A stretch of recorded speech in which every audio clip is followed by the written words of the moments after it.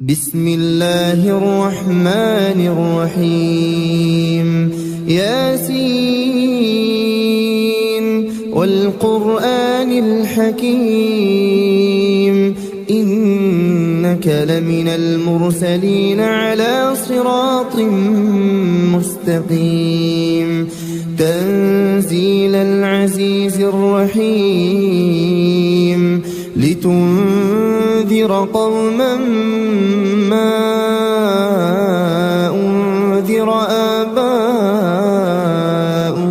فهم غافلون لقد حق القول على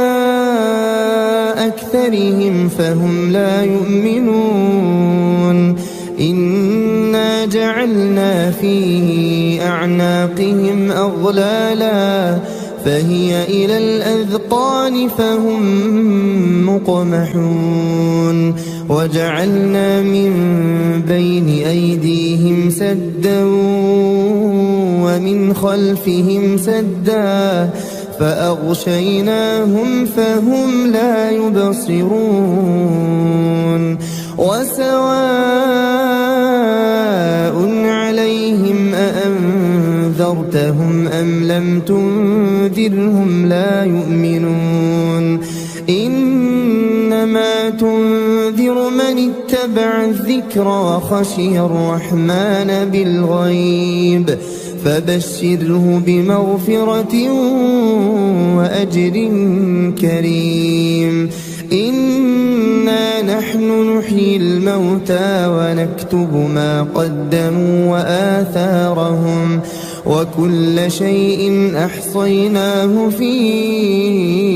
إمام مبين واضرب لهم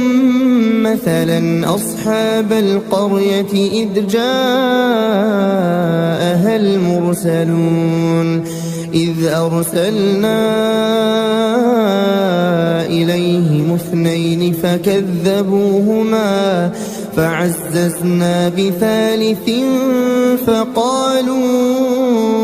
إنا إليكم مرسلون قالوا ما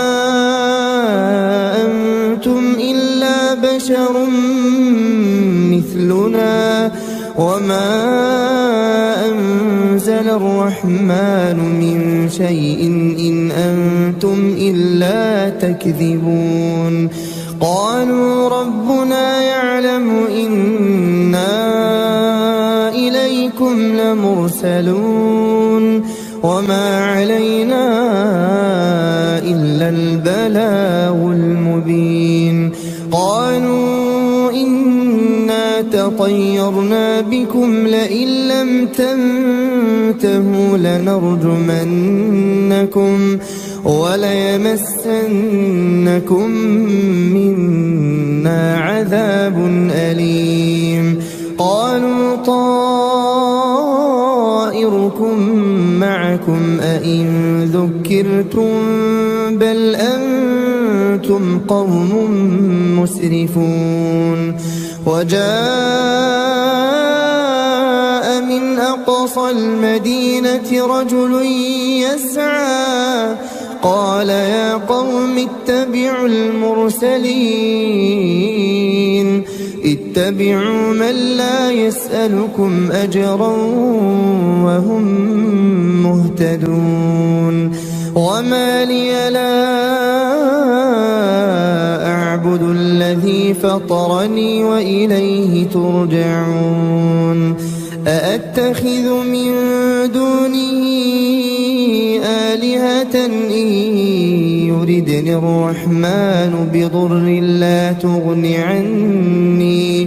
لا تغني عني شفاعتهم شيئا ولا ينقذون إني إذا لفي ضلال مبين إني آمنت بربكم فاسمعون قيل ادخل الجنة قال يا ليت قومي يعلمون بما بما غفر لي ربي وجعلني من المكرمين وما أنزلنا على قومه من بعده من جند من السماء وما كنا منزلين إن كانت إلا صيحة واحدة فإذا هم خامدون يا حسرة على العباد ما يأتيهم من رسول إلا كانوا به يستهزئون ألم يروا كم أهلكنا قبلهم من القرون أنهم إليهم لا يرجعون وإن كل لما جميع لدينا محضرون وآية لهم الأرض الميتة أحييناها وأخرجنا منها حبا فمنه يأكلون وجعلنا فيها جنات من نخيل وأعناب وفجرنا فيها من العيون ليأكلوا من ثمره وما عملته أيديهم أفلا يشكرون سبحان الذي خلق الأزواج كلها مما تنبت الأرض ومن أنفسهم ومما لا يعلمون وآية لهم الليل نسلخ منه النهار فإذا هم مظلمون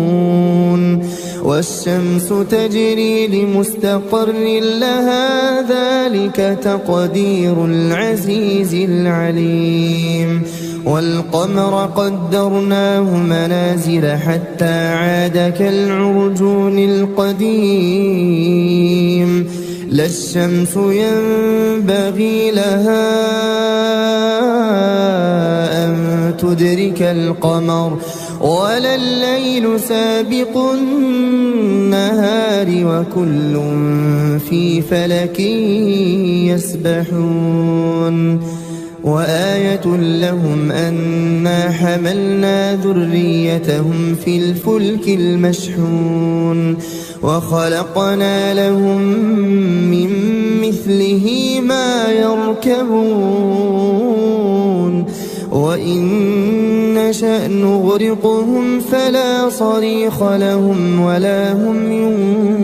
ينقذون إلا رحمة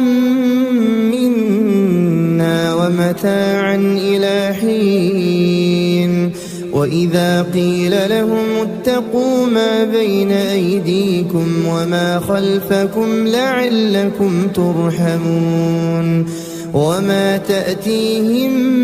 من آية من آيات ربهم إلا كانوا عنها معرضين وإذا قيل لهم أنفقوا مما رزقكم الله قال الذين كفروا للذين آمنوا أنطعم من لو يشاء الله أطعمه إن أنتم إلا في ضلال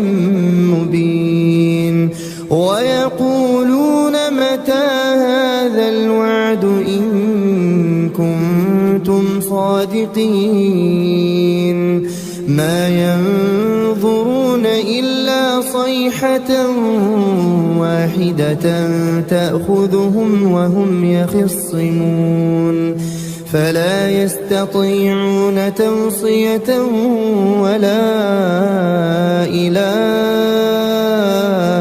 أهلهم يرجعون ونفخ في الصور فإذا هم من الأجداث إلى ربهم ينسلون قالوا يا ويلنا من بعثنا من مرقدنا هذا ما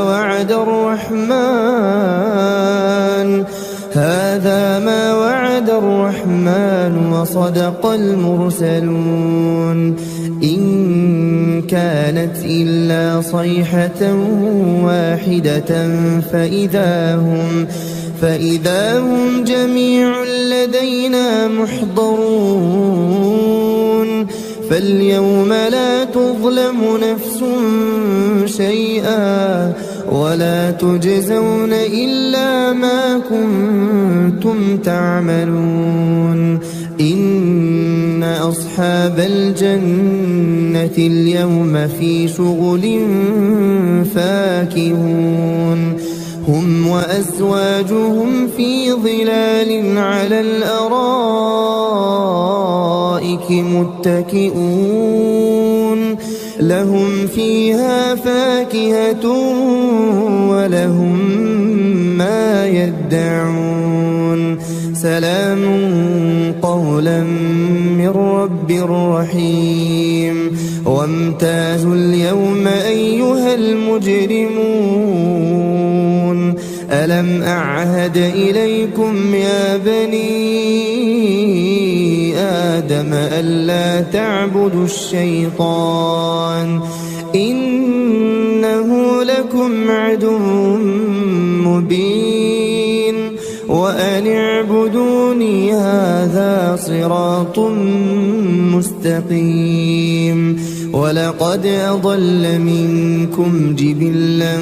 كثيرا أفلم تكونوا تعقلون هذه جهنم التي كنتم توعدون اصلوها اليوم بما كنتم تكفرون اليوم نختم على أفواههم وتكلمنا أيديهم وتشهد أرجلهم بما كانوا يكسبون ولو نشاء لطمسنا على أعينهم فاستبقوا الصراط فأنى يبصرون ولو نشاء لمسخناهم على مكانتهم فما استطاعوا مضيا ولا يرجعون ومن نعمره ننكسه في الخلق أفلا يعقلون وما علمناه الشعر وما ينبغي له إن هو إلا ذكر وقرآن مبين لينذر من كان حيا ويحق القول على الكافرين أولم يروا أنا خلقنا لهم مما عملت أيدينا أنعاما فهم لها مالكون وذللناها لهم فمنها ركوبهم ومنها يأكلون ولهم فيها منافع ومشارب أفلا يشكرون واتخذوا من دون الله آلهة لعلهم ينصرون لا يستطيعون نصرهم وهم لهم جند محضرون فلا يحزنك قولهم إنا نعلم ما يسرون وما يعلنون أولم ير الإنسان أنا خلقناه من نطفة فإذا هو خصيم مبين وضرب لنا مثلا نسي خلقه قال من يحيي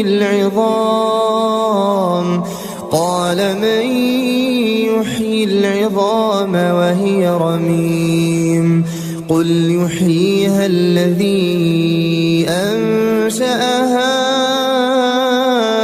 أول مرة وهو بكل خلق عليم الذي جعل لكم من الشجر الأخضر نارا فإذا أنتم منه توقدون أوليس الذي خلق السماوات والأرض بقادر على أن يخلق مثلهم بلى وهو الخلاق العليم إنما أمره إذا أراد شيئا أن يقول له كن فيكون فسبحان الذي بيده ملكوت كل شيء وإليه ترجعون. بسم الله الرحمن الرحيم. الرحمن علم القرآن خلق الإنسان علمه البيان الشمس والقمر بحسبان والنجم والشجر يسجدان والسماء رفعها ووضع الميزان ألا تطغوا في الميزان وأقيموا الوزن بالقسط ولا تخسروا الميزان والأرض وضعها للأنام فيها فاكهة والنخل ذات الأكمام والحب ذو العصف والريحان فبأي آلاء ربكما تكذبان خلق الإنسان من صلصال كالفخار وخلق الجان من مارج من نار فبأي آلاء ربكما تكذبان رب المشرقين ورب المغربين فبأي آلاء ربكما تكذبان مرج البحرين يلتقيان بينهما برزخ لا يبغيان فبأي آلاء ربكما تكذبان يخرج منهما اللؤلؤ والمرجان فبأي آلاء ربكما تكذبان وله الجوار المنشآت في البحر كالأعلام فبأي آلاء ربكما تكذبان كل من عليها فان ويبقى وجه ربك ذو الجلال والإكرام فبأي آلاء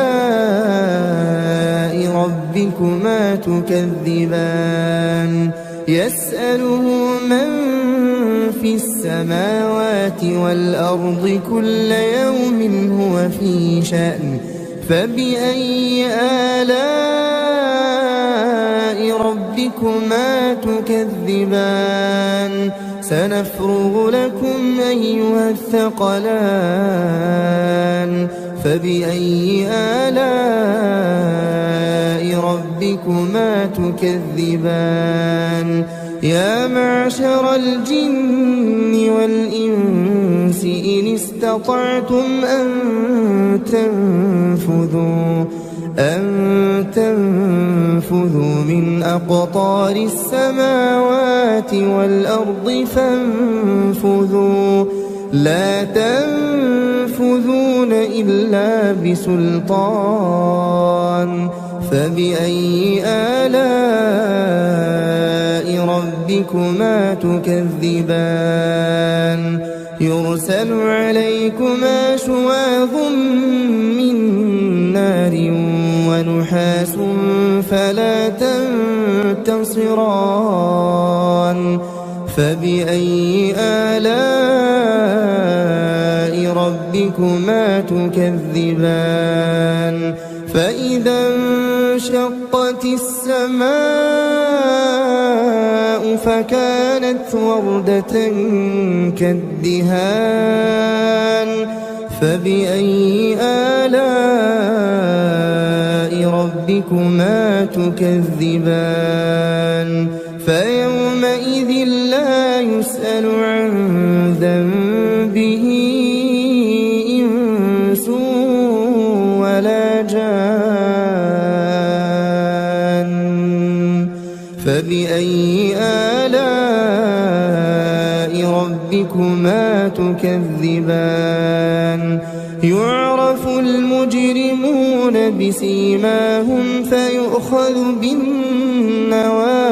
والأقدام فبأي آلاء ربكما تكذبان هذه جهنم التي يكذب بها المجرمون يطوفون بينها وبين حميم آن فبأي آلاء ربكما تكذبان ولمن خاف مقام ربه جنتان فبأي آلاء ربكما تكذبان ذواتا أفنان فبأي آلاء ربكما تكذبان فيهما عينان تجريان فبأي آلاء ربكما تكذبان فيهما من كل فاكهة زوجان فبأي آلاء ربكما تكذبان متكئين على فرش بطائنها من استبرق وجنى الجنتين دان فبأي آلاء ربكما تكذبان فيهن قاصرات الطرف لم يطمثهن إنس قبلهم ولا جان فبأي آلاء ربكما تكذبان كأنهن الياقوت والمرجان فبأي آلاء ربكما تكذبان هل جزاء الإحسان إلا الإحسان فبأي آلاء ربكما ربكما تكذبان ومن دونهما جنتان فبأي آلاء ربكما تكذبان مدهامتان فبأي آلاء ربكما تكذبان فيهما عينان نضاختان فبأي آلاء ربكما تكذبان فيهما فاكهة ونخل ورمان فبأي آلاء ربكما تكذبان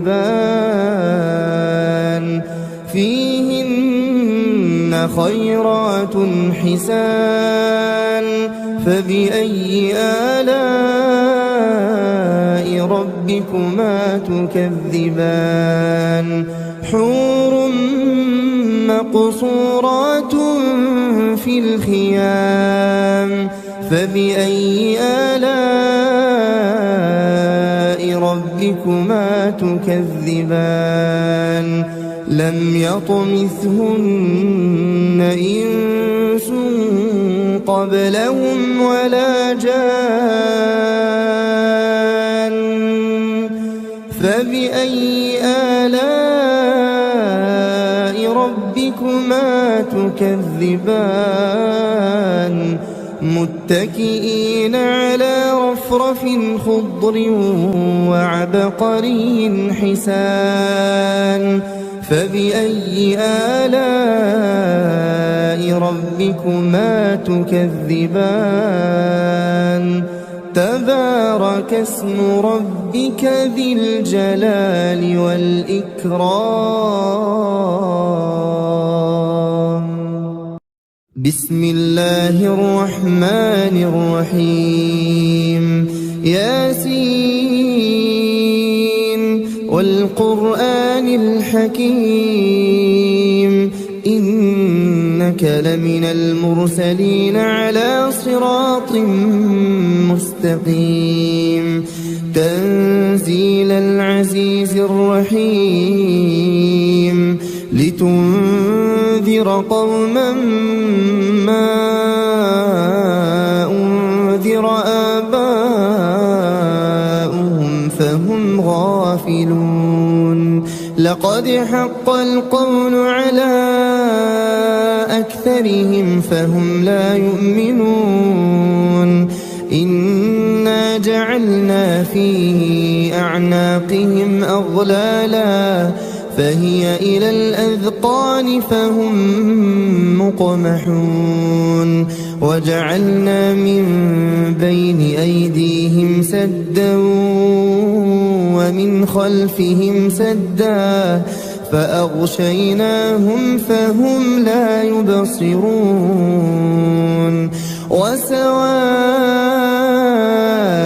عليهم أأنذرتهم أم لم تنذرهم لا يؤمنون إنما تنذر من اتبع الذكر وخشي الرحمن بالغيب فبشره بمغفرة وأجر كريم إنا نحن نحيي الموتى ونكتب ما قدموا وآثارهم وكل شيء أحصيناه في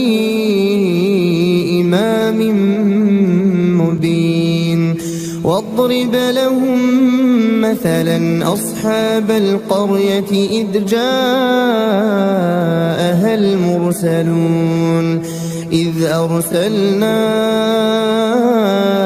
إليهم اثنين فكذبوهما فعززنا بثالث فقالوا إنا إليكم مرسلون قالوا ما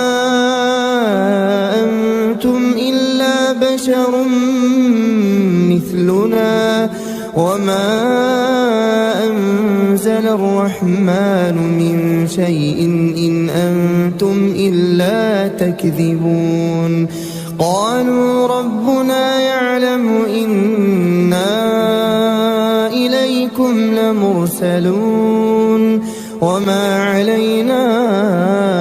إلا البلاغ المبين قالوا إنا تطيرنا بكم لئن لم تنتهوا لنرجمنكم وليمسنكم منا عذاب أليم قالوا طائركم معكم أئن ذكرتم بل أنتم قوم مسرفون وجاء من أقصى المدينة رجل يسعى قال يا قوم اتبعوا المرسلين اتبعوا من لا يسألكم أجرا وهم مهتدون وما لي لا أعبد الذي فطرني وإليه ترجعون أأتخذ من دونه آلهة إن يردني الرحمن بضر لا تغني عني شفاعتهم شيئا ولا ينقذون إني إذا لفي ضلال مبين إني آمنت بربكم فاسمعون قيل ادخل الجنة قال يا ليت قومي يعلمون بما غفر لي ربي وجعلني من المكرمين وما أنزلنا على قومه من بعده من جند من السماء وما كنا منزلين إن كانت إلا صيحة واحدة فإذا هم خامدون يا حسرة على العباد ما يأتيهم من رسول إلا كانوا به يستهزئون ألم يروا كم أهلكنا قبلهم من القرون أنهم إليهم لا يرجعون وإن كل لما جميع لدينا محضرون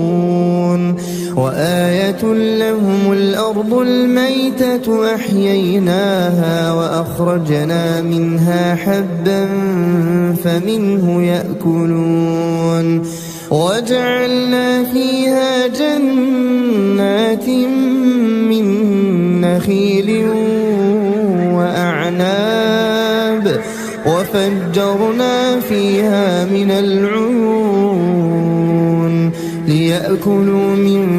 ثمره وما عملته أيديهم أفلا يشكرون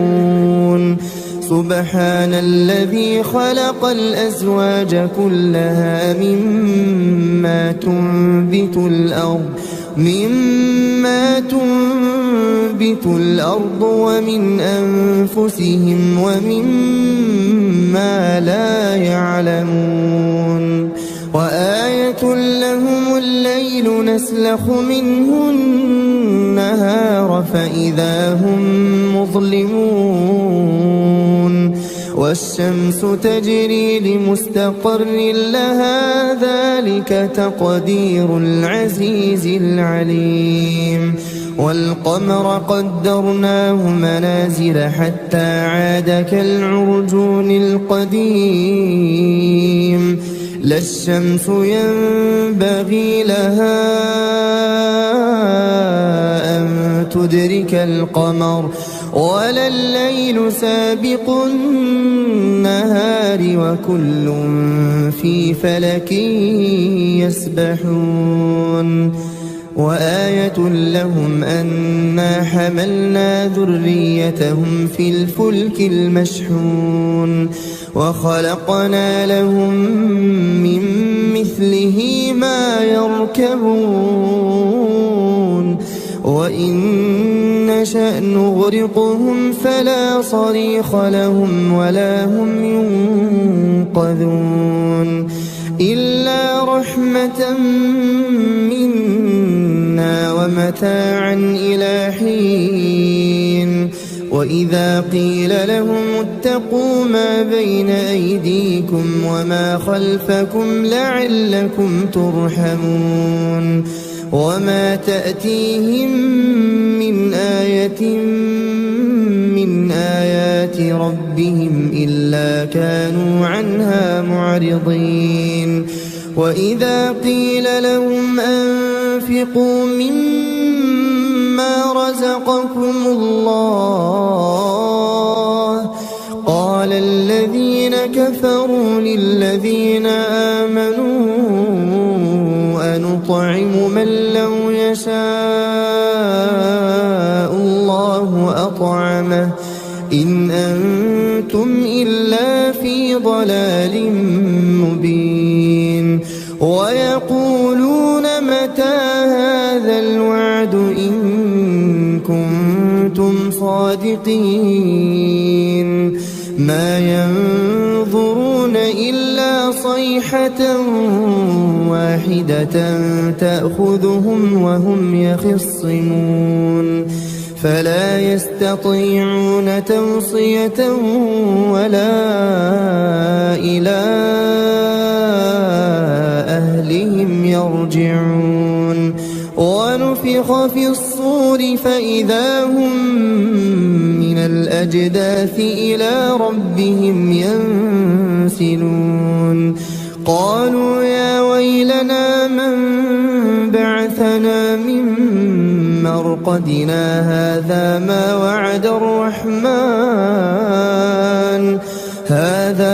وعد الرحمن وصدق المرسلون إن كانت إلا صيحة واحدة فإذا هم جميع لدينا محضرون فاليوم لا تظلم نفس شيئا ولا تجزون إلا ما كنتم تعملون إن أصحاب الجنة اليوم في شغل فاكهون هم وأزواجهم في ظلال على الأرائك متكئون لهم فيها فاكهة ولهم ما يدعون سلام قولا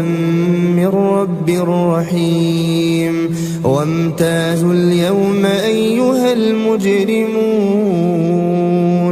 ألم أعهد إليكم يا بني آدم ألا تعبدوا الشيطان إنه لكم عدو مبين وأن اعبدوني هذا صراط مستقيم ولقد أضل منكم جبلا كثيرا أفلم تكونوا تعقلون هذه جهنم التي كنتم توعدون اصلوها اليوم بما كنتم تكفرون اليوم نختم على أفواههم وتكلمنا أيديهم وتشهد أرجلهم بما كانوا يكسبون ولو نشاء لطمسنا على أعينهم فاستبقوا الصراط فأنى يبصرون ولو نشاء لمسخناهم على مكانتهم فما استطاعوا مضيا ولا يرجعون ومن نعمره ننكسه في الخلق أفلا يعقلون وما علمناه الشعر وما ينبغي له إن هو إلا ذكر وقرآن مبين لينذر من كان حيا ويحق القول على الكافرين أولم يروا أنا خلقنا لهم مما عملت أيدينا أنعاما فهم لها مالكون وذللناها لهم فمنها ركوبهم ومنها يأكلون ولهم فيها منافع ومشارب أفلا يشكرون واتخذوا من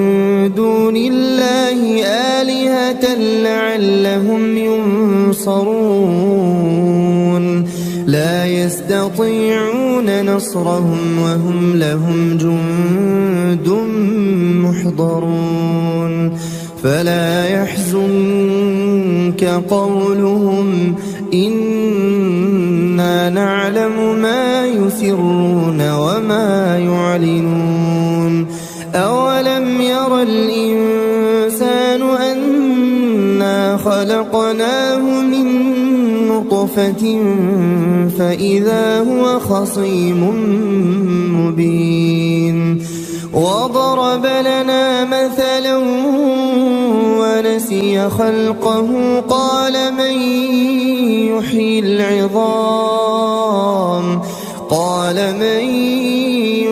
العظام وهي رميم قل يحييها الذي أنشأها أول مرة وهو بكل خلق عليم الذي جعل لكم من الشجر الأخضر نارا فإذا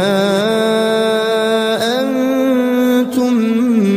منه توقدون أوليس الذي خلق السماوات والأرض بقادر على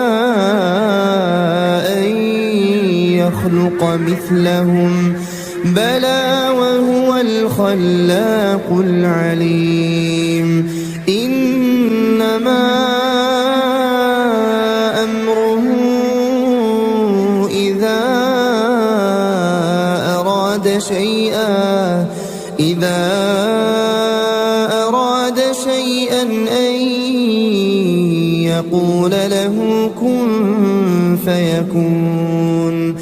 فسبحان الذي بيده ملكوت كل شيء وإليه ترجعون. بسم الله الرحمن الرحيم. الرحمن علم القرآن خلق الإنسان علمه البيان الشمس والقمر بحسبان والنجم والشجر يسجدان والسماء رفعها ووضع الميزان ألا تطغوا في الميزان وأقيموا الوزن بالقسط ولا تخسروا الميزان والأرض وضعها للأنام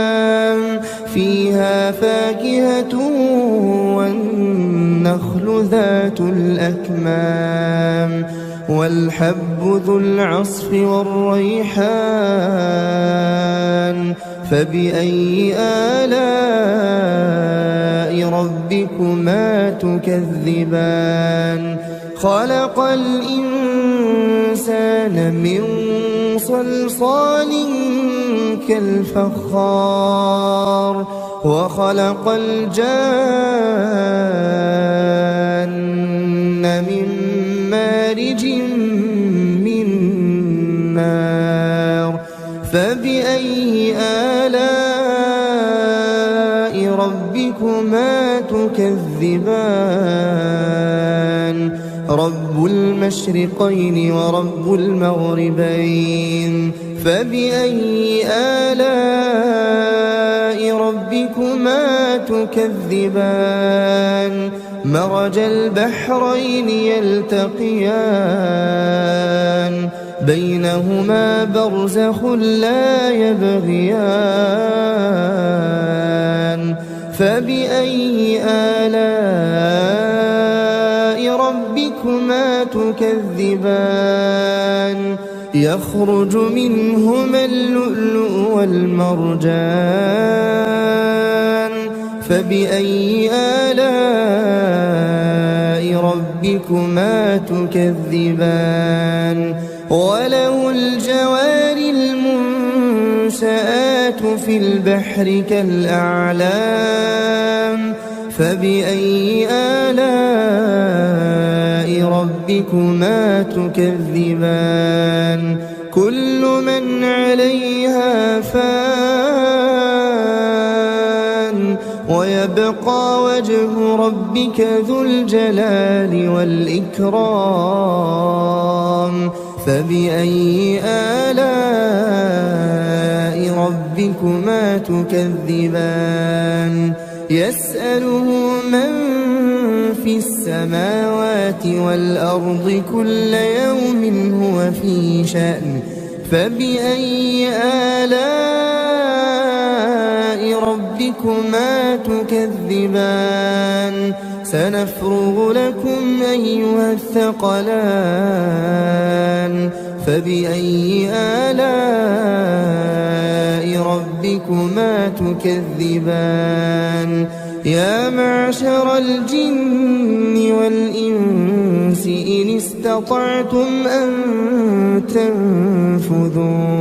أن تنفذوا من أقطار السماوات والأرض فانفذوا لا تنفذون إلا بسلطان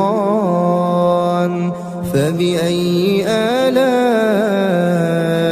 ربكما تكذبان يرسل عليكما شواظ من نار ونحاس فلا تنتصران فبأي آلاء ربكما تكذبان فإذا انشقت السماء فكانت وردة كالدهان فبأي آلاء ربكما تكذبان فيومئذ لا يسأل عن ذنبه إنس ولا جان فبأي آلاء ربكما تكذبان يعرف المجرمون بسيماهم فيؤخذ بالنواصي والأقدام فبأي آلاء ربكما تكذبان هذه جهنم التي يكذب بها المجرمون يطوفون بينها وبين حميم آن فبأي آلاء ربكما تكذبان ولمن خاف مقام ربه جنتان فبأي آلاء ربكما تكذبان ذواتا أفنان فبأي آلاء ربكما تكذبان فيهما عينان تجريان فبأي آلاء ربكما تكذبان فيهما من كل فاكهة زوجان فبأي آلاء ربكما تكذبان متكئين على فرش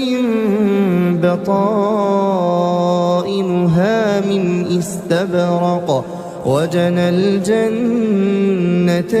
دان فبأي آلاء ربكما تكذبان فيهن قاصرات الطرف لم يطمثهن إنس قبلهم ولا جان فبأي آلاء ربكما تكذبان كأنهن الياقوت والمرجان فبأي آلاء ربكما تكذبان هل جزاء الإحسان إلا الإحسان فبأي آلاء ربكما تكذبان ومن دونهما جنتان فبأي آلاء ربكما تكذبان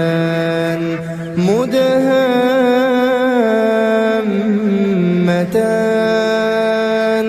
فبأي آلاء ربكما تكذبان فيهما عينان نضاختان فبأي آلاء ربكما تكذبان فيهما فاكهة ونخل ورمان